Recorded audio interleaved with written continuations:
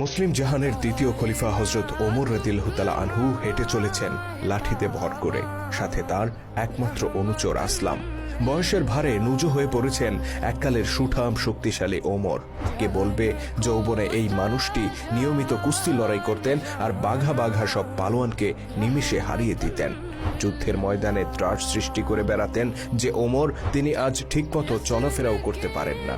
তথাপি অতি বৃদ্ধ বয়সে লাঠিতে ভর করে মাঝে মধ্যেই তিনি বেরিয়ে পড়তেন নিজের চোখে মানুষের হাল হাকিকত দেখার জন্য, কখনো দিনের আলোতে, কখনো বা রাতের অন্ধকারে। তেমনই একদিনের ঘটনা।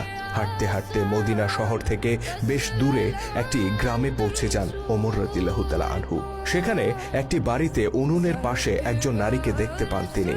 চুলায় পাতিল চড়িয়ে কি যেন সেদ্ধ করছেন। এদিকে তার পাশেই কয়েকটি শিশুকে কান্না করতে শোনা যায়। মহিলাটি কান্নারত শিশুদেরকে বারবার সান্ত্বনা দিয়ে বলছেন, এই তো আর একটু সবুর করো, খাবার প্রায় হয়ে এসেছে। কৌতূহলী ওমর অনুমতি নিয়ে মহিলাটির কাছে যান আর জিজ্ঞেস করেন বাচ্চাগুলো কেন কান্না করছে। ওই নারী হযরত ওমর রাদিয়াল্লাহু তাআলা আনহুকে আগে কখনো দেখেননি, যে কারণে তিনি মুসলিম জাহানের খলিফাকে চিনতে পারেন না। আগন্তুকের কৌতূহল দেখে তিনি বেশ বিরক্ত হন এবং বলেন, শিশুগুলো ক্ষুধায় কান্না করছে। ওমর রাদিয়াল্লাহু তাআলা আনহু জানতে চান উনুনে তিনি কি চড়িয়েছেন, খাবার প্রস্তুত হতে আর কত দেরি। মহিলাটি আরো বেশি বিরক্ত হয়ে বলেন, পাতিলে কিছুই নেই, শুধু পানি চড়িয়ে রেখেছি। বাচ্চাগুলোকে সান্ত্বনা দেওয়ার জন্য খাবার তৈরির ভান করছি।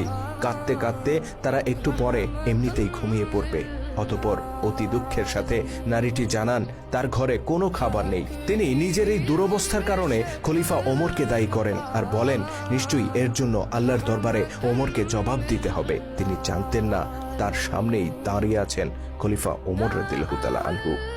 ওমর রাদিয়াল্লাহু তাআলা আনহু বিস্মিত কণ্ঠে বলেন, খলিফাকে কেন এর জন্য দায়ী করছেন? তিনি হয়তো আপনার এই দুরবস্থার কথা জানেনই না। মহিলাটি পাল্টা প্রশ্ন করে বলেন, খলিফা হিসেবে প্রত্যেক নাগরিকের খোঁজখবর নেয়া কি তার দায়িত্ব নয়? তিনি কেন আমাদের ব্যাপারে গাফেল থাকবেন? এর জন্য অবশ্যই তাকে জবাব দিতে হবে। মহিলাটির এই অনুযোগ খলিফা ওমরের হৃদয়কে চূর্ণ করে দেয়। তিনি বলেন, আপনি অপেক্ষা করুন, আমি শীঘ্রই বাচ্চাগুলোর খাবারের ব্যবস্থা করছি। অতঃপর তিনি রাষ্ট্রীয় গুদামঘরের উদ্দেশ্যে রওনা হয়ে যান।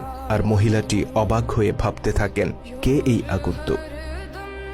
ওমর রাদিয়াল্লাহু তাআলা আনহু দ্রুত ছুটে যান রাষ্ট্রীয় গুদাম ঘরে। সেখান থেকে একটি আটার বস্তা বেছে নেন আর অনুচরকে বলেন, এটা আমার পিঠে তুলে দাও। অনুচর আসলাম বললেন, আমিরুল মুমিনিন, আপনি তো হাঁটতেই পারেন না ঠিক মতো, আপনি কি করে এই বোঝা এত দূর নিয়ে যাবেন? বরং আমি এটা সেখানে পৌঁছে দেই। খলিফার আগত কণ্ঠে